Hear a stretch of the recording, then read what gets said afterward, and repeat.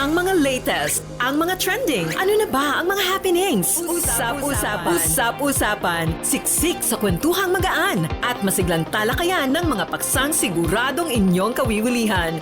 Bawat usapin, makabuluhan. Kaya people of all ages, kasali kayo sa Usap-usapan sa Radyo Pilipinas World Service.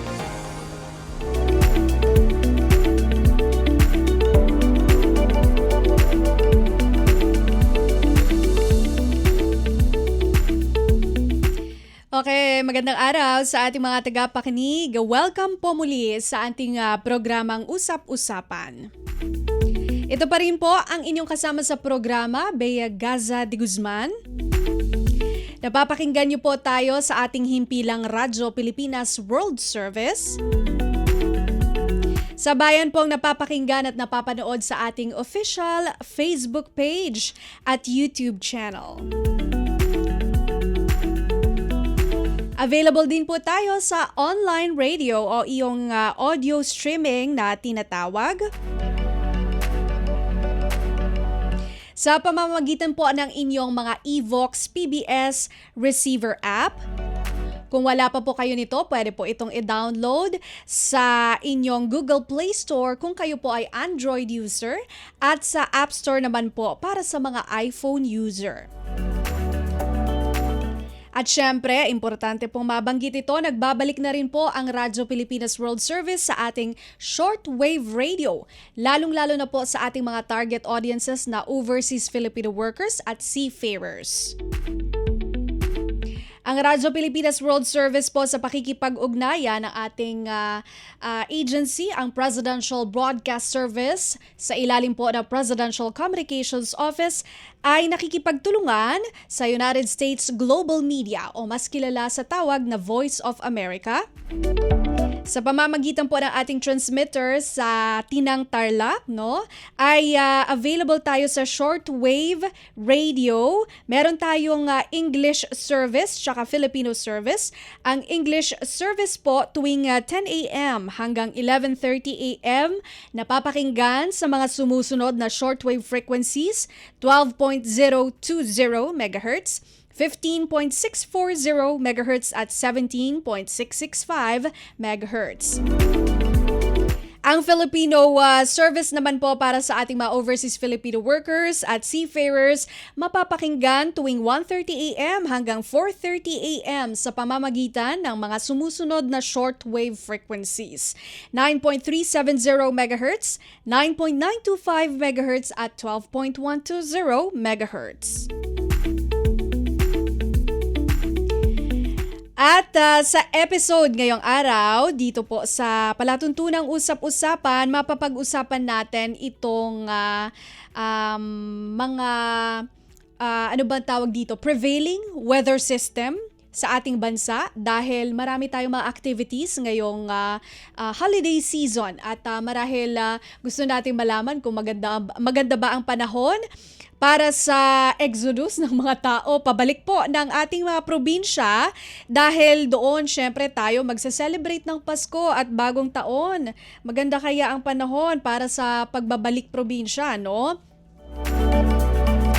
Nakita ko kahapon December 19, meron pong tatlong weather system na prevailing po sa ating bansa, yung Intertropical Convergence Zone, Easterlies at Amihan.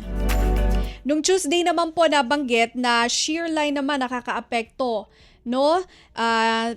Sa sa somewhere in Visayas at ang dulot po nito ay yung matinding pag-ulan. Kaugnay po niyan pag-uusapan natin, alam niyo po ba na meron po tayong mga international researchers pero mga Pilipino po sila na nakatuklas o pinag-aralan po nila itong pamamaraan kung paano po ma-track down yung shear line na nakaka-trigger po na matitinding pag-ulan dito po sa Pilipinas na nakakalungkot dahil naaapektuhan po yung ating mga kababayan lalo na po yung mga biktima ng flooding, no? Kaya naman po, malalaman natin yan sa ating mga panauhin. Sa ikalawang bahagi naman po ng ating palatuntunan ay Christmas pasyala naman po ang ating aalamin sa ating guest. Alam niyo po ba yung sikat na Casa Tetangco Christmas House? Yan at kung paano ito nagsimula, saan ito at kung pwede bang pumunta dito ng libre, walang bayad, malalaman natin yan sa ating ikalawang guest. Hindi na po natin patatagalin. Sige, ipakilala na natin ang ating mga panauhin sa unang bahagi. Kasama po natin live via Zoom si Dr. Lyndon Mark Olaguera mula sa Ateneo de Manila University o ADMU at sa Manila Observatory. Kasama rin po natin si Dr. John Manalo ng Philippine Atmospheric Geophysical and Astronomical Services Administration o PAGASA.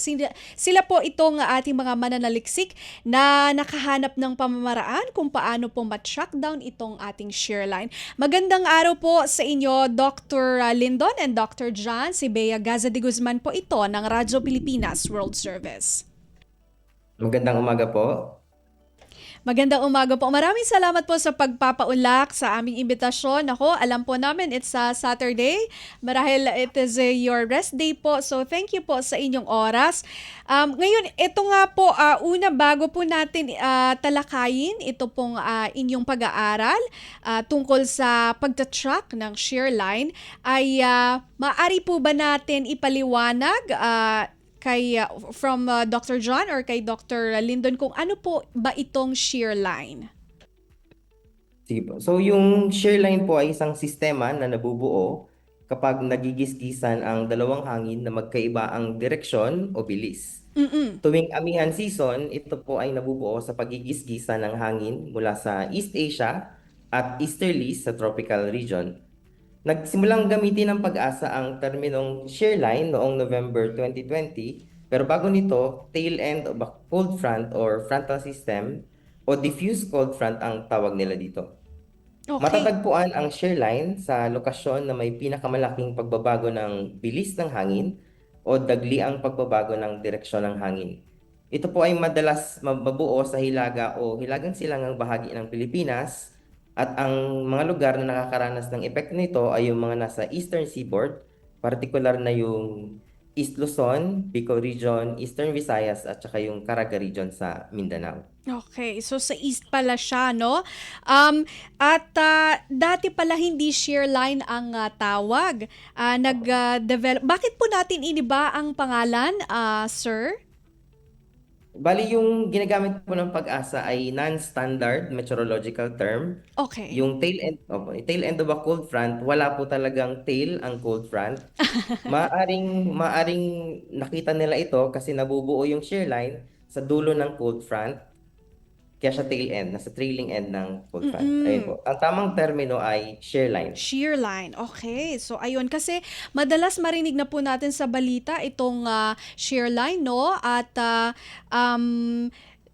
siguro yung iba, bago itong termino. So, it's a good thing na na-explain natin. So, nagigisgis ang dalawang temperatura at kadalasan na na-experience natin. Anong mga buwan po ito or meron po ba na mga distinct or matutukoy tayong buwan kung saan usually po na-experience natin ang shearline o talagang hindi ito kumbaga distinct?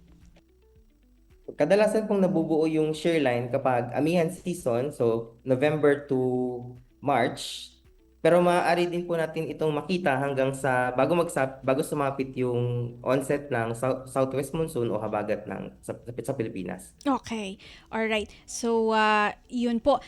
Ito naman, kasi sabi po doon sa inyong pag-aaral, kaya tayo isa sa dahilan kung bakit natin to pinag-aaralan pa ng mas malalim ay dahil mahirap daw po na makita ng satellite ang shearline. Bakit po kaya? Okay.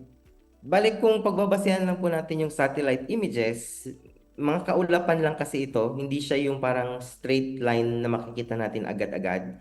So kailangan nating alamin kung saan talaga nagsasalubong yung hangin na magkaiba yung pinagmumulan.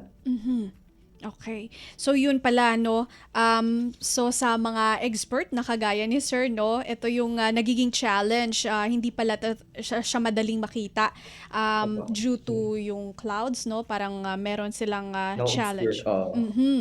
Um So, paano po ba natin gagamitin itong pamamaraan na inyo pong nadiskubre sa pagta-track ng Shareline? Syempre, in layman's terms, sa ating mga tagapakinig, no? Kasi sila po yung affected, lalo na po yung mga biktima po ng flooding na nakaka-experience po ng matitinding pag-ulan dahil sa Shareline.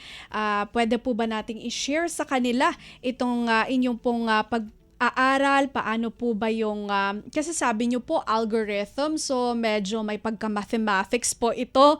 So, paano po ba, maaari nyo po bang ipaliwanag itong inyong pamamaraan ng pagtatrack ng Shareline?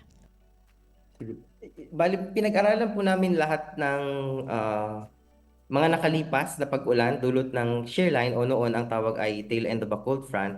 Naghanap po kami ng pattern dito sa mga reports na ito at nalaman namin na yung pagbabago ng bilis ng hangin, pamumuo ng moisture at yung spinning sa ibaba ng ating atmosphere ang pwedeng mga indicators ng lokasyon ng shear line. So kapag natukoy na namin yung lugar na yon na nagsatisfy sa condition na to, igugrupo namin sila gamit ang isang unsupervised clustering technique which is isang component ng AI or artificial intelligence. Okay. Pagkatapos ay pagdudugtungin namin yung mga grid points na ito kapag nakagrupo na sila at makakalikha kami ng isang linya, yun yung shear line. Mhm. So, ang ginamit po namin dito ay isang libreng libreng programming language na kung tawagin ay Python at Okay. maaari po itong i-apply sa global forecast model outputs gaya ng ginagamit ng Pag-asa at iba pa. Okay. So, kina-cluster po, using sabi nyo po mga information from the past, tama po ba?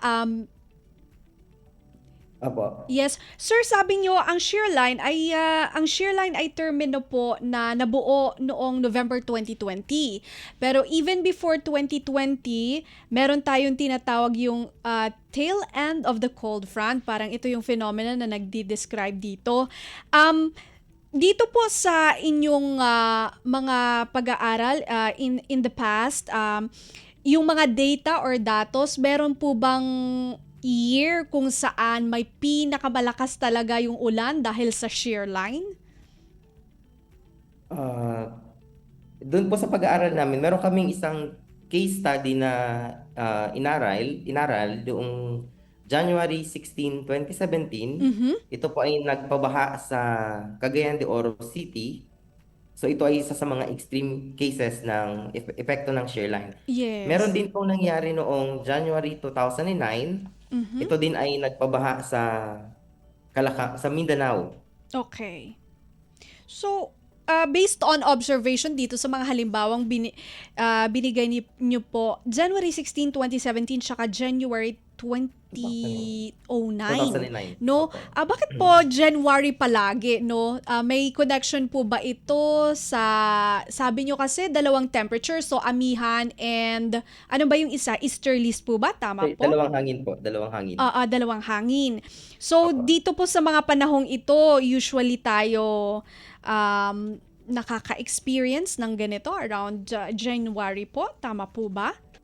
Meron din pong extreme events na nangyari noong November 2023. So hindi lang po siya limited sa January. Opo. So, Mas okay. Sige, go ahead po. mas malakas lang po yung epekto ng shear line kapag La Nina kasi yung northeasterlies natin ay malakas kapag La Nina. Okay. Alright. Kaya ko po tinatanong, Sir Lyndon, is because, syempre, kapag iniisip natin yung weather forecasting, like for example sa amin, ako po, taga Batanes ako, ang ang sama ng panahon usually nangyayari yan after May. Start ka na ng May, June, mga tagbagyo na yun. Kasi 'di ba sabi nila, Batanes laging daanan ng bagyo. Kaya kapag gusto ko uwi ako yung kainitan talaga. Like for example, April. March medyo malamig pa, tsaka medyo maulan-ulan, masama pa yung dagat pag ganun kasi nagmo-motorboat kami. So the same thing or the same principle o sistema kapag ka ganun, hinahanap natin yung mga best months kung saan konti ang ulan para okay yung biyahe natin. Sa Shearline po ba, pwede natin tong like for example, magbigay tayo ng period or like months talaga na definite na masasabi natin ito yung mga like for example yung tag-ulan, tag-araw, may ganun tayo pero recently may changes na po sa ating weather or ano bang tawag doon, climate, kaya hindi na natin po siya tinatrust. So paano po kaya ito for based on your expertise, sir? Kung nagma-make sense ang aking tanong. Opo. Bali doon po sa pag-aaral namin, since inaral namin siya from 1979 to 2020, nalaman namin na yung madalas yung Shearline kapag November, December at saka January. Okay. Lalo na sa hilagang bahagi ng Pilipinas. Pagdating ng February at March, kaunti na lang po yung occurrences ng Shearline. Okay. So maaari, yung February and March, malamig pa din. Mas may enjoy natin yung amihan. Okay. Ayun. So sabi niyo po ito po ay artificial intelligence, yung tracking or yung pamamaraan po ninyo para matrack yung Shearline ay sa pamamagitan po ng artificial intelligence. Dito po sa pamamaraan na ito, Sir Lyndon, ang mga nadidiscovery natin sa pamamagitan ng AI ay kung nami-measure po ba kung ilan ang ano ba tawag nyo doon? Centimeters ng rainfall na babagsak? Saan ba yung mga areas na kadalasang maapektuhan? At kung paano ba siya nagbabago? Yun, ganun po ba yon? Hindi po AI per se, yung algorithm. Meron lang siyang component ng AI na nandoon sa algorithm. Okay. Bali doon sa pag-analyze namin ng patterns, mga 150 millimeters ng ulan ang pwedeng ibagsak ng Shearline, lalo na kapag meron siyang interaction sa isang low pressure area na nandoon sa katimugang bahagi niya. So itong Okay. 150 millimeters na ulan na ito ay katumbas ng sa pag-asa ay moderate to heavy category, 50 to 150 millimeters, something like that. Okay. So, ibig sabihin, maaaring hindi lamang po Shearline ang nakakaapekto, maaaring ito po ay mas pinalakas pa kung meron pong low pressure Low na pressure, yeah. tinatawag. Opo. Mm-mm. So Okay. mas matindi mas madaming ulan ang nadadala ng Shearline kapag meron siyang interaction sa low pressure area, lalo na sa southern part niya, sa katimugang bahagi niya. Opo. Kasi ito yung nagpipigil sa kanya para bumaba at Okay. nagkakaroon ng enhanced na pagsasalubong ng hangin doon sa Shearline gawa nung low pressure area na yun. Okay.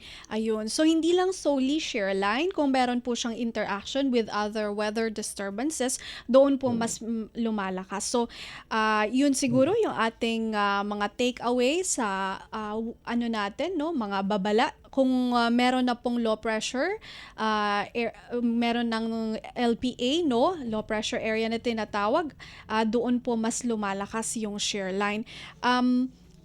Wala pa po si Dr. John pala, no? Sabi sa akin na aking kasamang producer dito. So, perhaps kay Sir ko na rin itatanong, yung AI, ang pinakagamit niya is naghahanap po kayo ng pattern.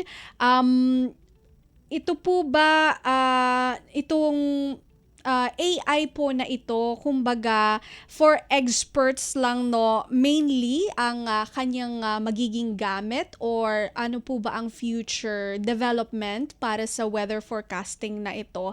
Kasi 'di ba po ang masa, minsan nagtitingin sila sa mga websites, no? Meron pong tinatawag na ano ba, like for example, nakalimutan ko yung tinitignan ko kapag nagbabatanes kami. Pero meron dun yung nakikita mo kung gaano kalakas yung hangin or likely na rain na bumagsak or even sa phone, no? Kapag nakikita, 'di ba may mga porsye-porsyeto doon kung kailan babagsak yung ulan. Opo. Dito po sa inyong AI na nagta-track ng shear line, pwede po ba siyang i-convert sa ganito? Yung parang, I'm not Yes, sure kung real this is a time. valid question. Pero sige po, go ahead. Yes po. So, meron kaming MOU or MOA with Pag-asa. Next year po ay susubukan namin itong ibigay sa kanila para Okay. mapahusay ang kanilang early warning system. So, baka sa mga susunod na taon, makikita nyo na yung output ng algorithm sa kanilang forecast. Ayun. At itong output ng algorithm o yung datos na pwedeng i-feed sa isang application or solution na maaaring gamitin ng masa o kagaya na ko or ng mga interesado, tumingin talaga ng panahon para syempre sa ating mga kasama at tagapakinig dito sa usap-usapan, malay nyo talaga nagtitingin din sila ng weather for their, not only for their activities, yung simple paglalaba, di ba gusto mo araw ba today para ilalabas ko yung sampay ko, yung ganon. Magiging useful ito, no, Dr. Olagera. Ang tanong ko, i-highlight na rin natin to kasi dahil sa dami ng mga nangyayari ngayon na pag-ulan, pagbaha, marami po tayong mga kababayan na ayun, nakakalungkot isipin na hindi po sila ganoon ka-happy mag-celebrate ng Pasko dahil nawalan sila ng mga bahay dahil sa pagbaha. Paano po natin bibigyang importansya or gaano po kahalaga ang pagpapahusay ng weather monitoring at forecasting sa Pilipinas kagaya po ng ginagawa ninyo na ngayon ay nakabuo na tayo ng pamamaraan ng pag-detect or track ng shear line? So, dinevelop po talaga namin yung algorithm para mapahusay yung early detection at saka forecast ng shear line. So, I think ang mahalaga is kailangan nating pagtibayin yung komunikasyon with the locals. Okay. Kasi similar doon sa mga bagyo, 'di ba, merong storm surge. Yung term na daluyong, parang isang foreign term yun noon. Opo. So ito siguro kailangan nating i-clarify sa masa or sa local communities kung ano talaga yung ibig sabihin ng shear line. Tapos I guess yung pinaka-importante is yung flood resilient design ng ating mga infrastructure, 'di ba? Yes, opo. Kasi So yun po yung kailangan issue ngayon yung flood control project. Sige po, go ahead. kahit gaano ka kahit yung maganda yung layunin ng algorithm nito, hindi rin siya magiging useful kapag yung at nasisira sa kasagsagan ng disaster, di ba? Yes. Tapos siguro yung kailangan natin ay yung tinatawag na post-event analysis na kadalasan hindi natin ginagawa. So, kailangan nating i-document yung mga nagdaang kalamidad, tapos titingnan na i-verify na i-validate natin yung forecast para malaman natin kung saan tayo nagkamali o nagkulang para sa mga susunod na sakuna ay handa na tayo. Ayun. So, yung ginagawa po ni na Dr. Lyndon Olagera, kasama po si Sir John Manalo. I'm not sure kung makakahabol si Sir John, pero ayun. Flood resilient infrastructure. Makakatulong po yung kanilang pamamaraan ng pag-detect or pag-track ng shear line sa paglikha ng mga infrastruktura, lalo na po itong sinasabi niyang flood resilient infrastructure. Tsaka ito pong pagsasagawa ng post-event analysis kung saan ang mga datos po o impormasyon patungkol po doon sa kunyari naganap na sakuna ay pwede nating gawing pointers para in the future kung sakaling meron mang ganoong kalakas o mas malakas pa ay yung po nakalap nilang datos doon sa past event ay maaaring makatulong para mas palakasin yung ating mga kumbaga safety measures no sa susunod pang mga pangyayari. So ganoon po kahalaga yung kanilang ginagawa na pagpapahusay sa weather monitoring at forecasting sa ating bansa para po ito po ay mas ramdam yung epekto ng prevention sa ating pong mga kababayan na sila po yung mas ranas ng epekto nitong mga masasamang panahon. Kasi gano'n naman po ang ating layunin na ito pong mga kaisipan na syempre Shareline, yung mga pagpapaliwanag ni Dr. Olagera ay medyo pang-research po talaga. Pero yung ano kasi nito, resulta o application o solution, nagiging useful siya sa ating mga kababayan, ating mga tagapakinig. At mas ramdam po iyon, lalo na po yung kanilang weather monitoring and weather forecasting na talagang nailalapit po sa ating mga kababayan. Ito naman po ang susunod kong katanungan, Sir Lyndon.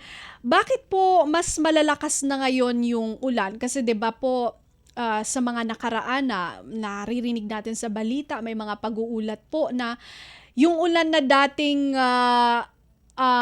parang makakapag-fill ng ilang drum in the past ay aabutin ng 1 buwan. Pero bakit ngayon in a span of 2 hours, kaya na niyang mag-fill up ng 1 drum? Yung mga ganun bang comparison from the past data? Bakit po mas malakas na ngayon ang mga pag-ulan, Dr. Lyndon? Maaari pong may epekto yung climate change dito kasi habang umiinit ang ating mundo, dumadami po yung moisture na nandun sa ating atmosfera. At yung mga hangin po na nagkukos nitong shear line, for example, pinipick up nila yung moisture sa dinadaanan nila. So kaya mas madami yung ulan o na pwedeng iulan ng shear line. Mm-mm. May Nagpa-factor din po, opo, Yes, go nagpa-factor ahead din po. po Sorry. yung interannual na pagbabago ng klima, like yung La Nina, for example, mas malakas po yung ating amihan kapag La Nina. So, isa din ito sa nagko-contribute sa intensity ng pag-ulan. Mm-mm. How about yung location po ng Pilipinas? May kinalaman po ba yon? Ah, Not necessarily, siguro, no? meron po. Meron Kasi din. tayo ay napapalibutan ng warm waters, ano po. So, yung moisture ay galing doon sa evaporasyon ng tubig na nakapalibot sa atin. So, mas madaming moisture na nakapalibot sa atin, kumbaga. Okay. So yun yung mga kumbaga factors o mga bagay na nakakaapekto kung bakit mas malalakas na ngayon ang pag-ulan sa ating bansa. Climate change, meron tayong La Nina at saka yung lokasyon ng Pilipinas kung saan napapalibutan tayo ng warm waters, no? Ano ba, malalawak na karagatan, Pacific Ocean Mainit. tsaka West Philippine Sea, tama? Opo, So opo. yun.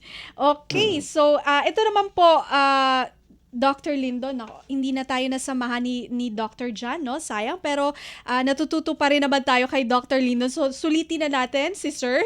Paano po ito yung pinakamahalaga. Kasi syempre, kailangan natin ilapit po sa ating mga tagapakinig.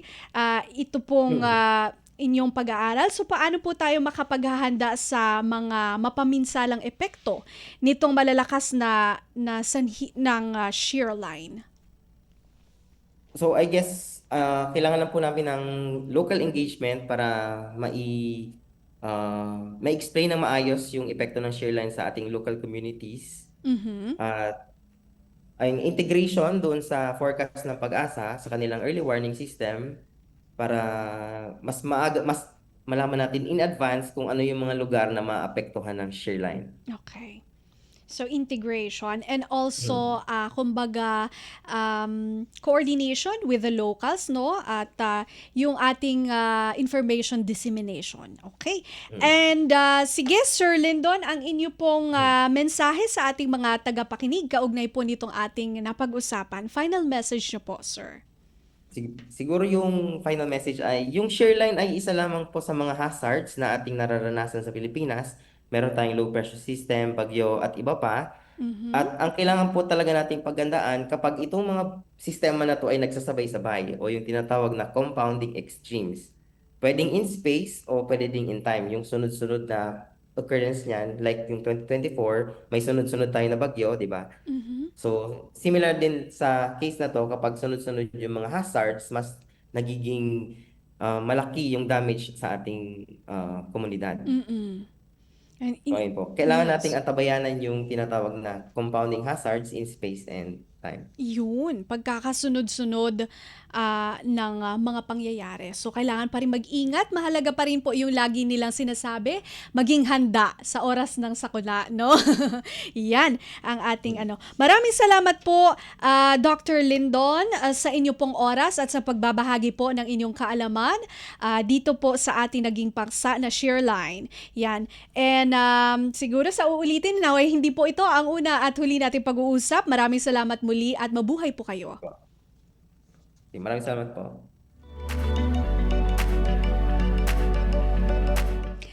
Okay, so yan, nakausap natin si Dr. Lindon Mark Olaguera ng Ateneo de Manila University o ADMU at ano rin siya, no? Sa Manila or connected din siya sa Manila Observatory. At kanya pong diniscuss o tinalakay sa atin itong kanilang pag-aaral kung saan nakadiskubre po nila ang isang pamamaraan kung paano po i-track ang shear line na nagdudulot ng matitinding pag-ulan dito sa Pilipinas na nararanasan ng ating mga kababayan natin lahat na ito po ay in the form of flooding, no? Doon po sa kanyang ibinahagi sa atin ay siguro no natuto din ng ating mga taga-pakinig at taga-panood na ang shear line po ay yung gisgisan ng dalawang hangin na mainit at malamig, no?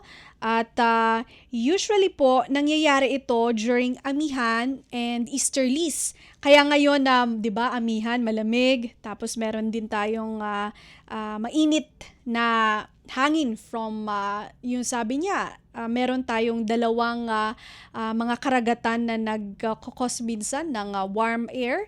So yung easterlies at yung amihan, yun po yung nagkokos ng shear line. Pero mas pinalakas po ang epekto ng shear line kapag meron din pong low pressure area. Yun yung sinasabi niya. Kaya mas malakas din po yung ulan na nararanasan natin kung meron ng shear line at meron pang LPA. At ang pinaka magandang sinabi niya, hindi naman po sila nagsasawang maghanap ng pamamaraan kung paano po natin to masusolusyonan in the form of weather monitoring and forecasting. Kasi kung mas alam natin ahead of time yung kung saang lugar yung maaapektuhan ng shear line, gaano karami yung ulan na pwede niyang ibagsak, at kung paano nagbabago-bago yung shear line, kung alam natin yung tatlong mga bagay na yon, makakatulong siya kung paano natin iiwasan, no? Para sa mga bagyo din yung kanyang kumbaga ibinahagi. Pag alam natin kung saan lugar, pwede nating i-warn yung ating mga locals na dito sa mga lugar na ito apektado ng shear line. So expect nyo po na mas malakas yung ulan, yung mga nasa malapit sa mga body of water, magsilikas na, at yung prone sa landslide dahil sa ulan, pwede rin pong mag-evacuate. So yun po yung pinaka heart nung kanilang study. Hindi lang pag-aaralan yung mga mahalagang impormasyon tungkol dito, kundi makapagbigay ng early warning system. So napakaganda pong pinag-uusapan natin to para at least po ay tayo ma-educate. Hindi lamang alam natin yung shear line, kundi syempre ilapit po natin yung mga early warning system na ito sa ating mga kababayan para po less po tayo sa casualty. Yan naman po yung ating goal. Less casualty, less damage to properties. Okay, so antabayanan po ninyo, Christmas pasyala naman po ang ating pag-uusapan sa susunod na bahagi ng ating palatutunang usap-usapan. Manatili po kayo nakatutok at magbabalik po ang ating programa. Paalala muna mula sa himpilan. This is a public service announcement. Maging handa sa oras ng sakuna. Para sa iyo at sa iyong pamilya, laging siguruhin. Go Bag ay nakahanda at naglalaman ng mga sumusunod. Ilang pirasong damit, ready-to-eat na pagkain at inuming aabot ng 3 araw. Personal na gamit para sa inyong hygiene. First aid kit kabilang ang alcohol, bandages, gamot sa lagnat, ubo at sipon, pati na rin ang inyong vitamins at maintenance medicines. Maglagay ng pito, flashlight, lighter o posporo. Huwag kalimutan ang mga charger o power bank. At higit sa lahat, isama ang mga importanteng gamit gaya ng inyong mga legal na dokumento, IDs, ATM o passbook, insurance at iba pa. This is a public service announcement Public service announcement. from PBS, Presidential Broadcast Service and Radyo Pilipinas.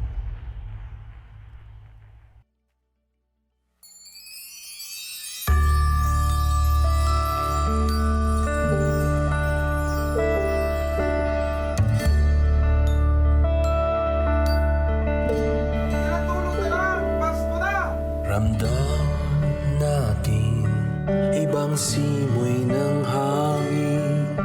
Ito ay tanda na mayroong darating. Pagsilang ng sanggol doon sa Bethlehem, siya ang nagligtas ng kasalanan natin. O bakit pa nalimutan na natin ang siyang tunay na diwa ng Pasko? Mag-alay sa ating kapwa, lalo't di pinagpala. Tayo ay magmahal ng walang kapalit. Ang tunay na Pasko ay tayo. Ano man ang ginagawa natin, ang Pasko ay pagmamahalan, pagbibigay, kapatawaran. Ang Pasko ay ikaw at ako. Iba-iba man ay isa tayo. Bagong Pilipinas, bagong Pilipino. Yan ang tunay na diwa ng Pasko. Sana'y maghilom na mga sugat natin. Kahit iba-iba paniniwala natin. Kaya ngayong Pasko magkasundo tayo. Pareho lang naman, maganda ang hangarin. Ang tunay na Pasko ay tayo. Ano man ang ginagawa natin, ang Pasko ay pamamahalan, pagbibigay. This is the celebration of the birth of Jesus, and to once again dedicate ourselves and our lives to that service. Iba-iba man ay isa tayo. Bagong Pilipinas, bagong Pilipino. Yan ang tunay na diwa ng Pasko. Ang tunay na Pasko ay tayo. Ano man ang ginagawa natin, ang Pasko ay pagmamahalan, pagbibigay, kapatawaran. Ang Pasko ay ikaw at ako. Iba-iba man ay iisa tayo. Bagong Pilipinas, bagong Pilipino. Yan ang tunay na diwa ng Pasko. Yan ang tunay na diwa ng Pasko. Anong latest? Usap-usapan. Usap-usapan. Dito sa Radyo Pilipinas World Service. Okay. Okay, nagbabalik po ang programang Usap-Usapan. Ito pa rin po ang inyong kasama, Bea Gaza de Guzman. Siyempre, napapakinggan at napapanood po ninyo sa ating himpilang Radyo Pilipinas World Service official Facebook page at YouTube channel, maging sa online radio gamit ang inyong mga Evox PBS receiver app na available po sa Google Play Store para sa mga Android user at sa App Store naman po para sa mga iPhone user. At balik, shortwave radio na rin po tayo. Ito po ay sa pamamagitan ng pagtutulungan ng Presidential Broadcast Service at ng United States Global Media o ang Voice of America. Available po tayo sa mga sumusunod na shortwave frequencies, ang English service po sa 12.020 MHz, 15.640 MHz at 17.665 MHz. Ang Filipino program po ay mapapakinggan naman sa 9.370 MHz, 9.925 MHz at 12.120 MHz. Okay, so eto na, hindi na po natin patatagilin. Ako, very thankful tayo dito sa ating guest dahil meron siyang event pero tayo po ay kanyang pinagbigyan, no? So i-welcome na natin, kasama po natin ang granddaughter o apo po ng owner ng Casa Tetanco Christmas House at ating po itatampok ang kanilang Christmas pasyalan. Kasama po natin live via phone patch si Ma'am Sheena Marie Tetanco Katanghal. Magandang araw po sa inyo, Ma'am Sheena. Magandang araw din po, ma'am. Tsaka po sa lahat po ng tagapakinig po natin. Yes, thank you so much, Ma'am Sheena. Alam ko po, busy kayo ngayon, so very thankful kami at kami po ay inyong pinagbigyan. Sige, isang mabilis na lang po kasi baka tinatawag na kayo dyan. Eto na po, bukas na po ba ulit ang Casa Tetanco? Naku, alam namin, sikat na sikat po ang inyong Christmas pasyalan. So, marami pong nag-aantay, gustong malaman kung kailan po sila pwedeng pumunta. So, bukas na po ba ang inyong Casa Tetanco, ma'am? Ayun nga, ma'am. Medyo na-late po kami ngayon kasi medyo marami pong pinagawa ngayong taon. Pero susubukan po namin na it's either sa 23 po or after ng Christmas. Pero kasi po ang plano po namin, all year naman siyang bukas. Okay. Babawi po kami. Ayun, so all year na rin pala siya. Eh di Opo. ibig sabihin, ma'am, pwede rin po ito sa Holy Week, hindi lang holiday ng Christmas. Pwede na rin pong pumasyal dyan sa Casa Tetanco during Yes po. Holy Week, no? Okay. Opo. Yes, so ipakita natin yung ating mga pictures, no, Jerome. Dito po sa kanilang Christmas pasyalan, nakikita po natin yung iba't ibang theme ng Pasko. Meron po ang ating mga Belen, meron din po yung mga angels, Christmas tree. Ang gaganda po. Pero sa ating pong pakikipanayam kay Miss Sheena, hindi lang kasi ito ating first time. Actually, naging guest na natin siya dati. So, nakikita namin nag-iiba po ang tema ng inyong mga dekorasyon tuwing taon, no, or in Yes different po. years. So, ano po ba yung tema ng dekorasyon ngayong Pasko 2025? Ang pinaka-tema po talaga namin ngayong Pasko ay yung mismo pong sabsaban.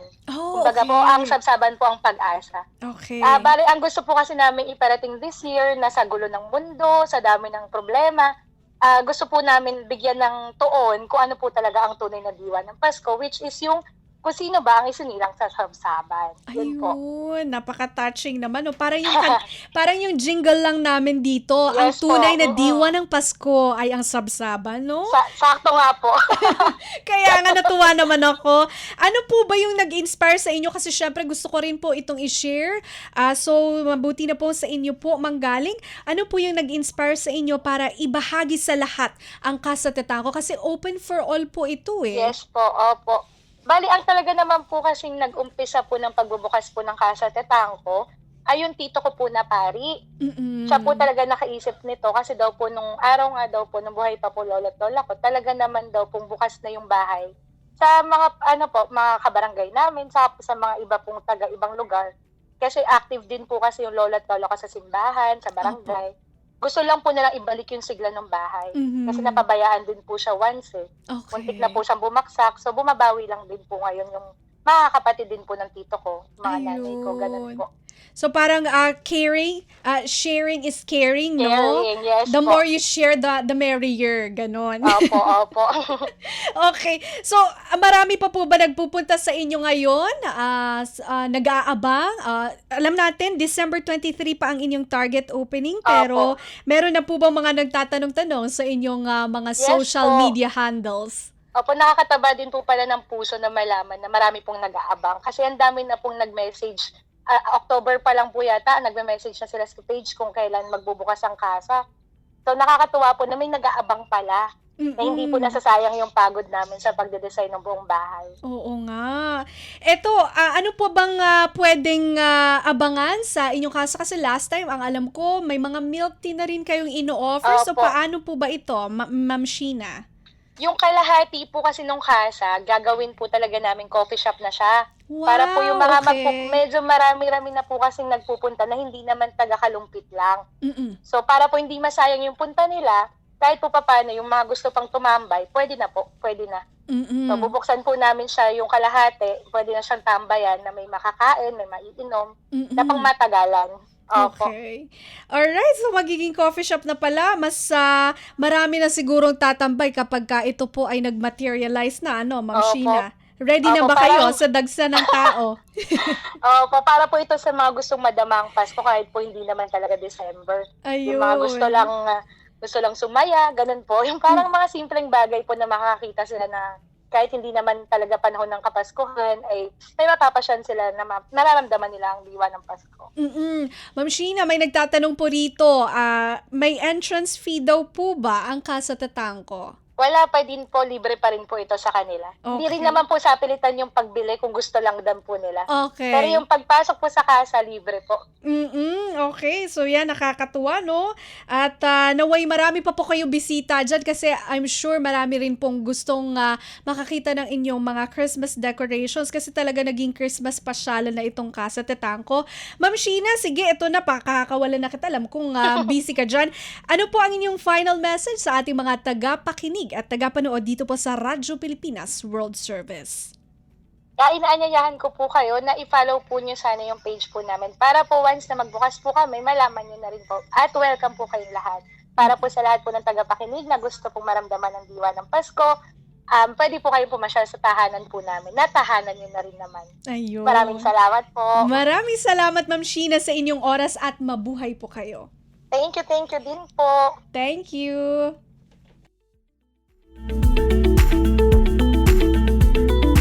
Okay, yan po si Ma'am Sheena Marie Tatanco Katanghal, ang apo po ng owner ng Casa Tatanco Christmas House. Ito pong sikat na pasyalan dyan sa may Kalumpit, Bulacan. Mag-o-open po sila ng December 23. Sabi niya, medyo late ang kanilang opening this year dahil meron po silang inaayos. Siguro kasama na po dyan yung sabi niya na maglalagay po sila ng cafe para po yung mga papasyal at least meron na pong magiging tambayan o kung gusto yung mag-antay-antay na matagal, meron po silang cafe.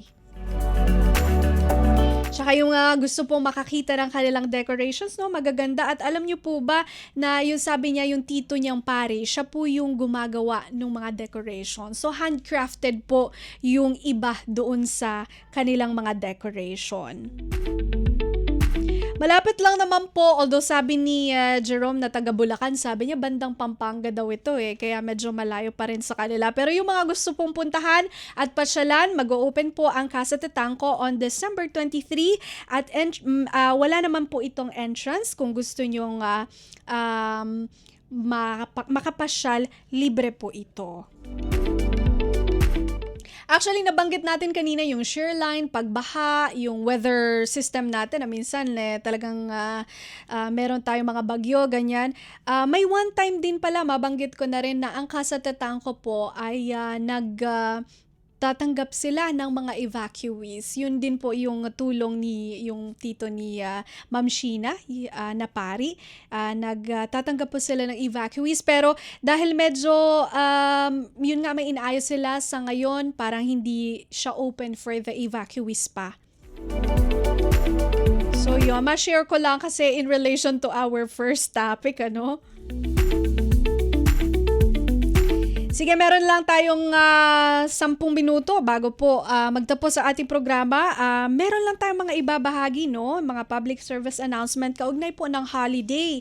Dahil alam ko na kayo po ay magpapasyal ngayong mga long weekend.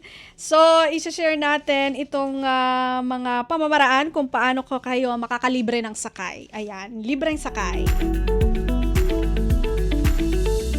Siyempre, handog pa rin po ito ng Department of Transportation. Hindi lang sa LRT, meron din tayong MRT, no, JT? At actually, di pala to nagsimula ngayon lang. Nagsimula pa to noong December 9, no? Pero sige, mag-start na lang tayo sa announcement natin for today, December 20. 5 days before Christmas, ano? Kasi itong isa ay 12 days Christmas libre sakay.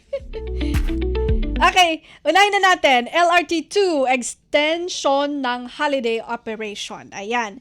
Ang mga late night commuters, mga workers, at mga Christmas shoppers, pwede pa rin po makasakay sa LRT2, ha? LRT2 rail line. At sa pamamagitan po ito ng direktiba ni Pangulong Ferdinand R. Marcos Jr. sa Department of Tourism na i-extend o palawigin po yung oras ng operation sa mga rail line para po makapagserbisyo sa ating mga pasahero ngayong Christmas season. Ayon po kay Transportation Secretary Giovanni Lopez, yung LRT2 management ay meron pong 1-hour operation extension.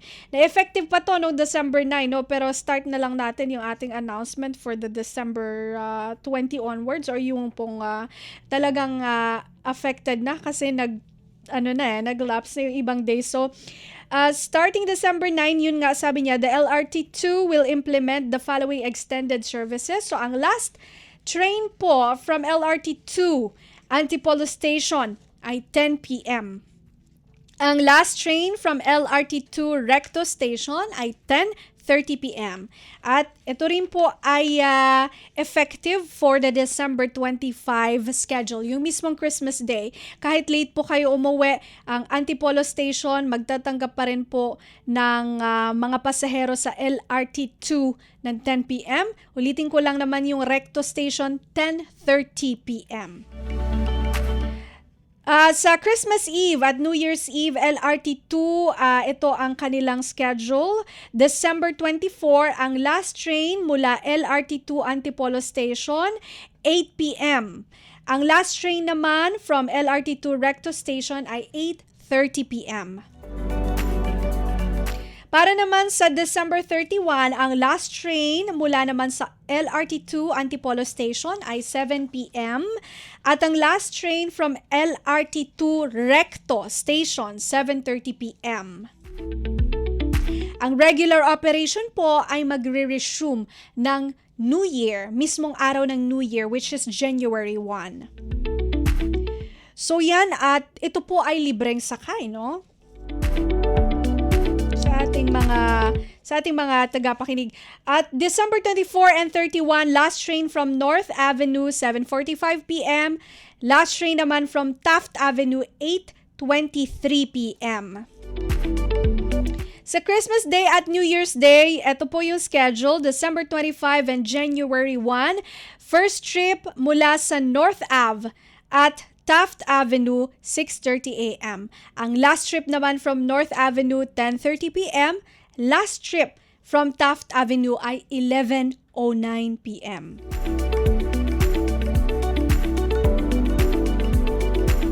Ito naman po yung programa ng Department of Transportation na 12 Days of Christmas, libreng sakay sa MRT3, LRT2, at LRT1. Ngayong Kapaskuhan, handog ng Department of Transportation o DOTR ang 12 araw na libreng sakay sa LRT1, LRT2 at MRT3 simula December 14 hanggang December 25. Kasunod pa rin po ito ng utos ni Pangulong Ferdinand R. Marcos Jr. na bigyan ng ligtas, maginhawa at masayang biyahe ang mga commuter lalo na po ngayong Kapaskuhan. Sa 12 araw na libreng sakay sa mga tren, start na tayo, December 20. December 20, libreng sakay para sa mga babaeng pasahero. Yan. Girl power tayo, no? Vauci. December 21, para naman po sa pamilya, kahit ilang miyembro, libreng sakay daw ito. Meron din ang solo parents at miyembro ng LGBTQIA. Libreng sakay, December 22. Sa mga private sector employees at mga kasambahay, libreng sakay on December 23. Sa mga uniform personnel, veterans at kanilang mga pamilya, libreng sakay, December 24. At eto na, no, lahat ng commuter, libreng sakay sa December 25. Hindi kaya ito magdadagsaan ng mga tao, no? Magsisiksika, no? Kahit na maging ganoon man, you have to keep safe pa rin, ano? Mahirap na, alaman naman natin yung sitwasyon sa ating mga train stations kapag dagsa ang mga tao nagsisiksikan. Lagi pong nagpapaalala yung mga guards sa gilid. Sasabihin, op, huwag salubungin yung mga sasakay, yung mga lalabas, paunahin muna. O, di ba? Ako po ay isang commuter din. Aware po ako sa mga nangyayari dyan. Sabi ko nga kay Jerome kanina, ay, wait, pa-shoutout daw. Ano yan? Shoutout po yung ninong ni Justin. Ang kanyang pamasko po. Sa mga ninong at ninang po ni Justin Osias, sa San Pablo, Laguna. Buchanan. Yun po yung sabi niya. Ayan. At ma-shoutout na rin po natin si Sean Kyle Flores. Nakikinig po at nanonood sa ating Facebook live streaming mula sa Sapang Bato, Angeles City, Pampanga. Ngiting-ngiti si Justin. Nakikinig ang kanyang mga ninong at ninang. Alam na, uuwi ka ba sa San Pablo, Laguna? Maglibreng sakay ka na, DOTR. At sasaya rin to kasi ayan na. Baka magbibigay na daw yung ninong at ninong niya. Ninong at ninang.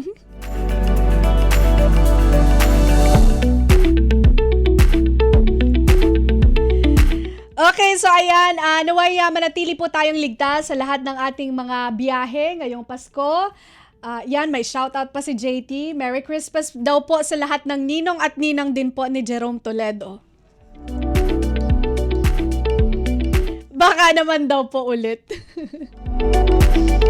Okay, sinasenyasan ako dito. Wala na po tayong oras. Maraming salamat po sa ating mga tagapakinig at taga-subaybay dito po sa Radyo Pilipinas World Service sa programang Usap-Usapan at sa lahat po ng ating mga programa. Maraming salamat din po sa ating mga naging panauhin ngayong araw at sina Dr. Lindon Olaguera, Ateneo de Manila University, Manila Observatory, at si Michina Marita Tangco Katanghal, granddaughter po, apo ng owner ng Casa Tangco Christmas House. Maraming salamat din po sa ating mga nakasama sa technical side, kina Milo Jonella at kay Justin Osias sa ating Wirecast, ang aking po mga co-producer Erwin Peñano at Jerome Toledo. Muli ito po si Bea Gaza de Guzman. Magandang araw at mabuhay po tayong mga Pilipino. Anong latest? Usap-usapan. Dito sa Radyo Pilipinas World Service.